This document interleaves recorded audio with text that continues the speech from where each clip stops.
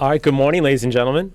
Welcome to my first weekly media briefing. I'm glad you came. Appreciate you being here. At the end of this, you'll have cookies, so we'll hopefully have you keep coming back.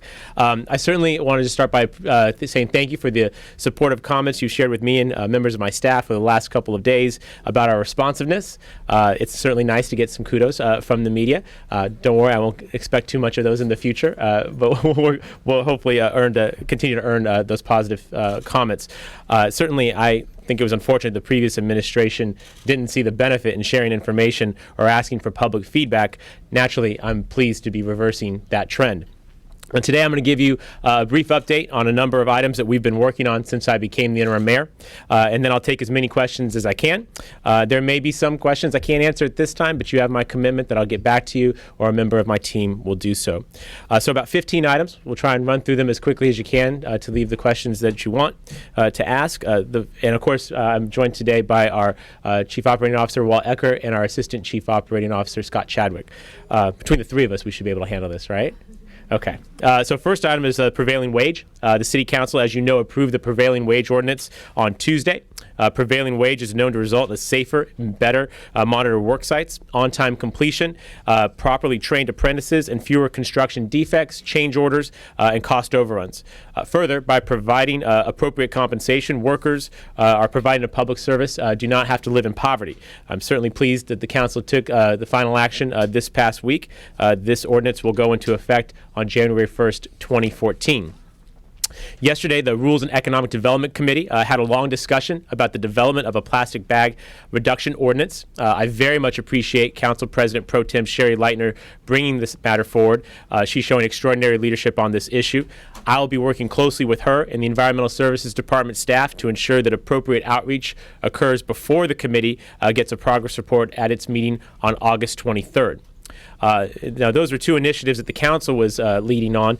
There are a number of items that have been outstanding from the past administrations that it's important to inform you and the public on. First off, on bus passes. We are in the process of finalizing our contract with the San Diego Unified School District so that we can start providing bus passes to high school students in certain at certain schools in the city of San Diego, as was approved in our budget. I spoke with Superintendent Cindy Martin about this, and she understands that this is a one-time contribution that we will be provided with a report on measurable outcomes from this pilot project when it's completed. Plaza de Panama. As you know, parking was removed from the Balboa Park's Plaza de Panama. I have heard from many families, disabled individuals, and elderly San Diegans about the difficulty they are now having accessing some of the nearby institutions. I am now working with Park and Recreation staff to provide additional accessible parking spaces in the Alcazar parking lot, consistent with the intent of the Central Mesa Precise Plan. Further, the trams that were promised to assist in circulation in the park are expected to be operational by mid-October. The previous mayor neglected to consider the need for fuel tanks to run the trams, so those are now under construction and hope to be completed soon. Also, the Cabrillo Bridge will only be closed by Caltrans for its construction retrofit project starting on January 2nd, 2014, which is expected to last for about 4 months. Any future discussion or plans to potentially close the bridge on a regular or semi-permanent or permanent basis will not occur unless the next mayor chooses to pursue that option. With regard to planning, Bill Fulton will continue to lead all of our planning-related efforts, and we're working now to bolster his department's resources. Additionally, Mr. Fulton is leading our efforts with regard to the Climate Action Plan. A public meeting concerning the city's options for our Climate Action Plan is scheduled for this Friday, September 13th at 2 p.m. in the North Terrace rooms on the City Concourse, and I encourage people to participate in that. Medical marijuana. The revised ordinance to regulate the location and operation of medical marijuana outlets will be considered by the Community Planners Committee and the Planning Commission before it will be considered by the City Council.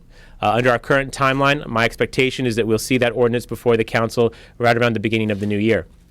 It is my hope that the community served by medical marijuana will cooperate with myself and my council colleagues so that we can find a reasonable ordinance balancing the needs of legitimate patients with those needs of the neighborhoods. In the meantime, I have directed staff to restart reinforcement of city codes as they apply to operators of medical marijuana outlets that took advantage of our lack of zoning regulations. the City of San Diego will not reward bad behavior, and consistent enforcement of our current regulation levels the playing fields for legitimate operators. With regard to consistent enforcement, city staff have also been directed to consistently apply and enforce our current policies and codes. This means that mayoral permission slips of the past are now rescinded. That, of course, includes the jewelry salesman on the beach. Fee deferrals. As we continue to climb out of our recession, I have reinstated the deferral of facility benefit assessments and development impact fees so that the fees can be paid upon completion of the project and not before they start. Capital for projects can be difficult to assemble, and I worked with our industry a number of years ago when I chaired the Land Use and Housing Committee to approve a policy for fee deferrals, which proved helpful in getting some of these projects off the ground and putting many of our San Diegans to work. These policies were deferred under the previous administration. They are back in place, and I know our economy will be better because of them. The Land Development Code. Before I assumed this position, I asked the previous mayor staff to work on amending our Land Development Code to remove a loophole that allowed the Jack in the Box in North Park to be legally renovated with administrative approval, provided by Mayor Filner, by the way, after the permit was denied through the community process. I support the neighborhood's position that the project does not comply with the community plan, but we must all play by the same rules, and we must work to change any rules that are unfair. The amendments are being drafted today, and they should be reviewed during publicly reviewed in the coming months. Lobbyists. The City of San Diego has lacked professional representation in our state and federal capitals for almost a year, since the previous mayor fired our lobbyists for apparently no reason. In that time, sequestration at the federal level has occurred and has impacted our economy. Affordable housing legislation has been considered in Sacramento, and San Diego has not been at the table. My team is currently developing RFPs to secure representation for the city both in Sacramento and in Washington, D.C. That process will take some time, so we're pursuing renewed contracts with our previous representatives for this interim period. Just for the record, our previous representatives at the federal level were Patton Boggs, and in Sacramento was Sloat Higgins. We are working with the Purchasing and Contracting Department as well as the city attorney to be sure that such contracts are appropriate and legal. It's my hope that we will have representation for the city and have a voice back in our state and national capitals very, very soon. On open data, this is an exciting topic. I'm working with the Director of Information Technology on how best to move forward with this exciting issue. I've been impressed by the work started by Council President Pro Tem Sherry Leitner and Councilmember Mark Kersey, and I'm really encouraged by the positive feedback and input that we've received from citizens and stakeholders.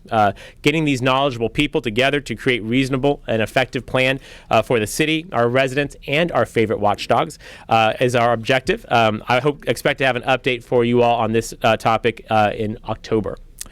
Manage competition. I'm distributing 3 memos today about modifications to manage competitions for stormwater operations, maintenance, street and sidewalk maintenance, and landfill operations. My staff will make those available to you later today if you're interested in having them. 2 last items for you. Homeless shelters.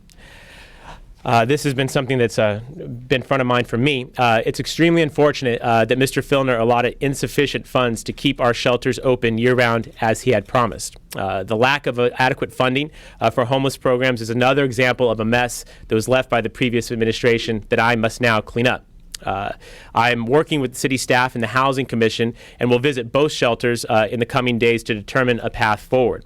While I'm exploring additional funding options and solutions, and including examining the administrative costs of both shelters, it's important that we recognize the possibility that these shelters may have to close in April. Focusing on finding alternative living arrangements and services for our homeless neighbors in need is critical. And it remains my objective that we end homelessness in downtown in the next 4 years with the county, nonprofit providers, and business leaders all working together. So you'll have to stay tuned on that one. Lastly, on our Old Central Library, I have asked Civic San Diego to look into an RFP process to seek potential reuse options for this important facility. We know that our new facility, our new Central Library, is opening on September 28th. I encourage every San Diegan to come. It's going to be more than a ribbon cutting. It's going to be a street fair. We're expecting tens of thousands of San Diegans to be there. And as soon as we open up that facility, I want to make sure we have a plan in place for the old facility and make sure that we put it back into a useful life for the citizens, the taxpayers, and of course the residents of downtown. So I recognize this list is not every single issue that may be on your mind. I assure you that much more work is being done on these and other topics. I look forward to both your patience and participation as my team and I make additional progress in the coming weeks and months. So with those updates, I'm happy to take some questions. Could you Sure. talk about the convention center expansion at 11? Absolutely.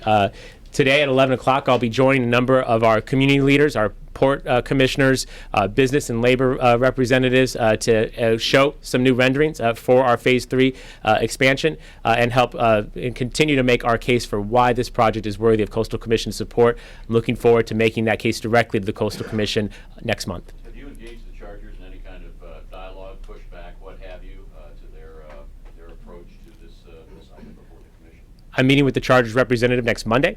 This will be my second meeting with them in the 5 years I've been in office. To my knowledge, to date, they still don't have the specifics that I have with the Convention Center Phase 3 expansion, but I'm looking forward to working to help them get those specifics so that we can make this Phase 4 of our Convention Center. Sharon. Can you talk more about the medical marijuana and these mayoral permission slips? I mean, can you expand upon that? What did he promise people, that they'd be exempt, or what is it?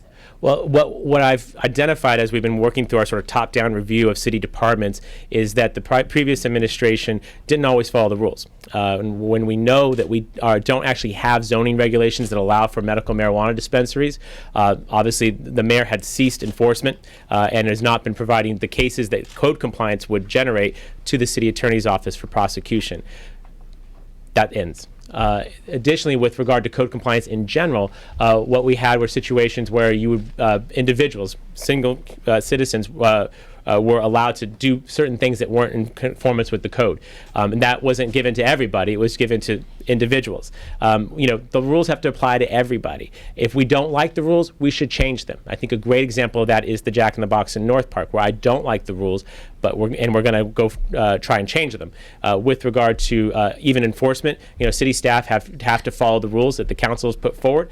We're directing them to do so now. Of course, that will have impacts on a number of fronts, but much like the Jack in the Box example, with medical marijuana dispensaries, it's my expectation that the council will take up an ordinance in January. So this should be a short-term situation where very soon we'll have rules of the road for those who need medical marijuana. Before he left office, Mayor Filner allegedly was working with the U.S. Attorney through the good offices of an organization that thought that they maybe could broker some sort of understanding. Have you picked up that ball, or what contact, if any, have you had with federal authorities, the Justice Department, going forward so that you may be on the same page if you're not? I've had no information matching what may have been the previous mayor's efforts. Naturally, on this particular issue, I've worked on it pretty aggressively my entire time here at City Hall.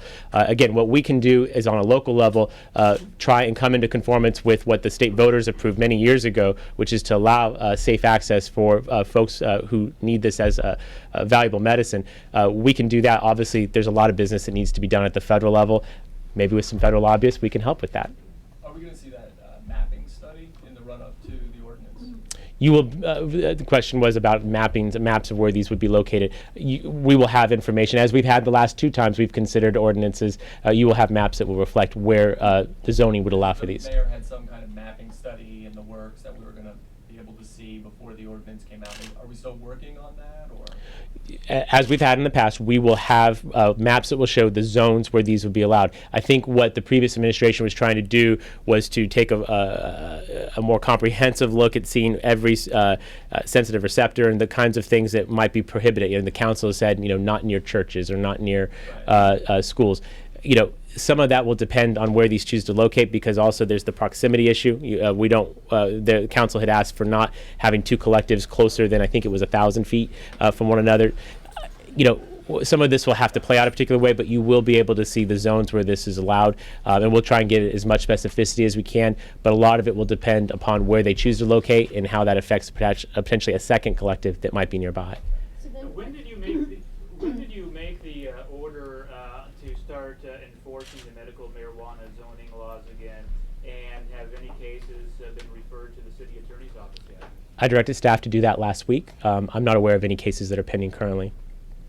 So then, leading up to this ordinance, because we talked to a lot of people in the medical marijuana community, they're a little concerned. Does this mean that the city is going to really be cracking down on that?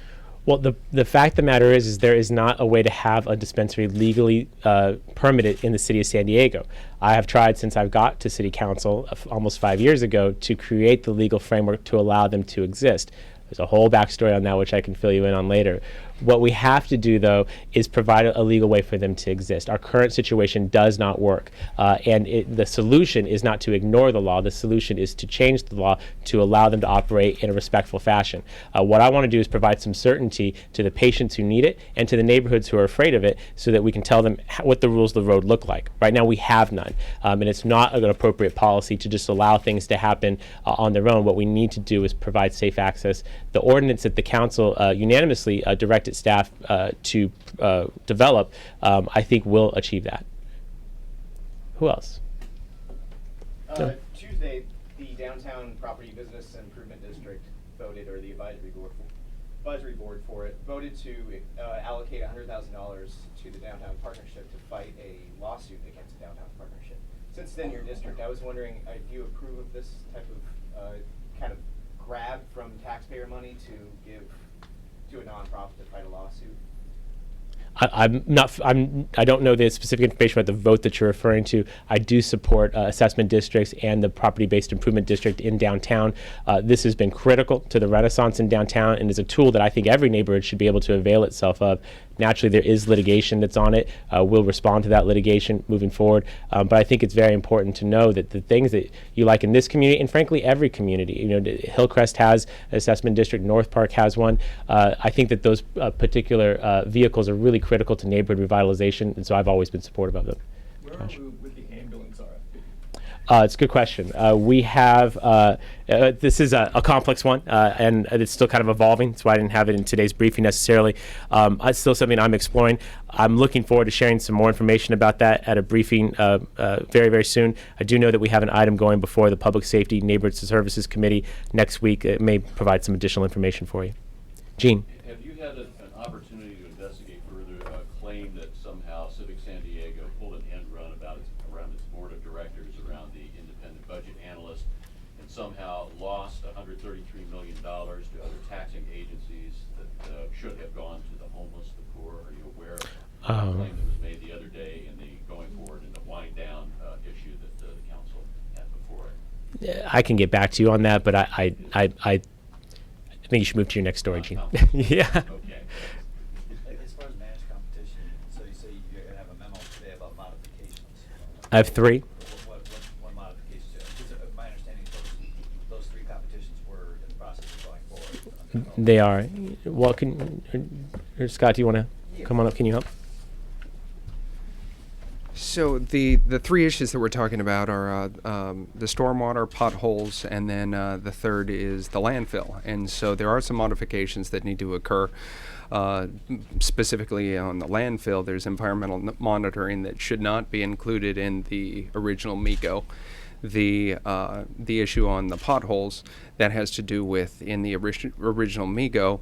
I think we were overcome by events when you look at the auditor's, I think, outstanding report that they had indicated, or at least certainly conveyed to the city, that there were better ways to do business. So I think as a result of that, we're going to take the auditor up on his recommendations, which we've already implemented, and then find out what savings can be generated as a result of that approach.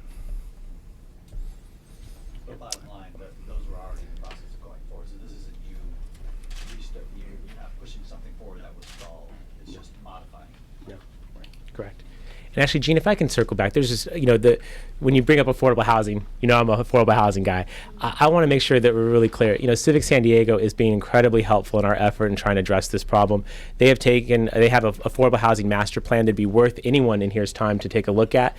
What it does is trying to take the ashes from redevelopment, take some of those existing assets and leverage them into what we think could be more than 1,000 units of affordable housing for San Diegans.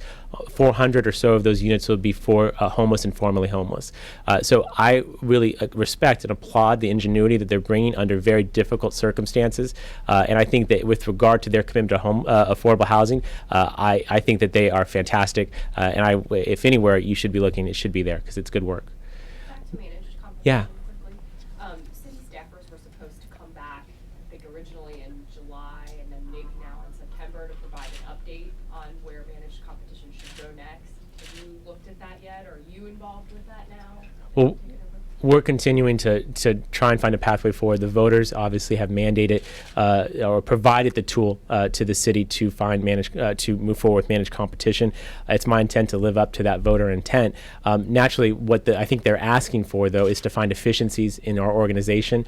I was always troubled that the previous administration seemed to make no particular commitment to finding efficiencies. Certainly, this one will, and to the extent that I may have the responsibility of at least starting the budget for the next fiscal year, we want to make sure that we're contemplating ways to stretch our limited resources to do more neighborhood services. So the commitment is there. I don't want to be unclear about that, but I think we want to do it in a way that is very thoughtful and that we do it in a very considered way, and also acknowledge that it's not the only tool for achieving efficiencies. There are others that are out there. I expect to work closely with our employees to find those ways, so again, that we can take those savings and reinvest them back in our neighborhoods. So when should we expect an update? Well, I'll continue to keep you posted. This is one of those issues that is very much a part of the mess that was left behind. I know that the previous administration was, ambivalent at best when it came to managed competition. We are going to, again, follow the voter intent, but this is something that's very complex. It has a lot of moving parts, and we don't want to do it for the sake of doing it. I want to do it because it's the right move to do. Operationally, managerially, it makes sense for the city, and that the savings are actually there. So we will be moving forward with this. I will keep you posted as we continue to have these weekly briefings. Is there anything more you can tell us about the open data changes that you're considering making? Or? I would refer some of those questions to Ms. Leitner and Mr. Kersey, both of whom have done a lot of great work on this. I think ultimately what we need to do is spend some time figuring out how this fits into the city's IT needs and whatnot. But there definitely is a commitment to do something here. It is kind of a cutting edge area in a way. But I think ultimately it could be helpful to us and certainly to the public to have access to this data. It may cut down on the need for public records requests and whatnot, which I think everyone would appreciate. And so we want to work in that general direction. Obviously, I want to be mindful of individual privacy, but I think there's a way to do that. And again, I've really been struck by the level of citizen participation in this and want to find a way to harness that interest to come up with something that makes sense for our city. But this is kind of one of the fun areas. I'm looking forward to engaging on it. Candace? So obviously a lot of issues, many of them impacted by the previous administration, and then we have the mayoral race coming up, heating up, and so you have all these issues that finally, in a nice news release, how does that transfer to the next mayor? How does it transfer so these get solved with the next mayor? Is it city council stepping up and keeping track of all these things? But how do all these issues move forward with all the changes still going on? Sure. Well, at the end of my time on the 11th floor, I will go back down to the 10th floor and I'll still be the council president. So there'll be some continuity where this is concerned.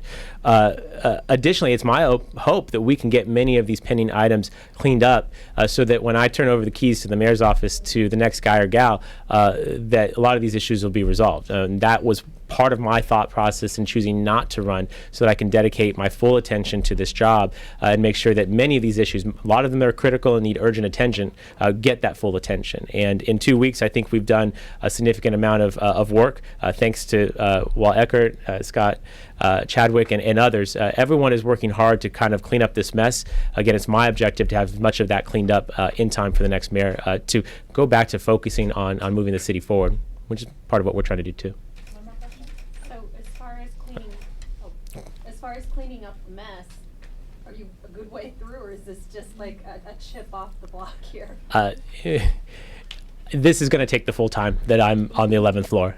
There are a lot of things. There's some low-hanging fruit. There's some direction that we could provide to city staff that they were lacking before. We're doing that now. We're trying to be responsive quickly, and hopefully you've experienced that as well.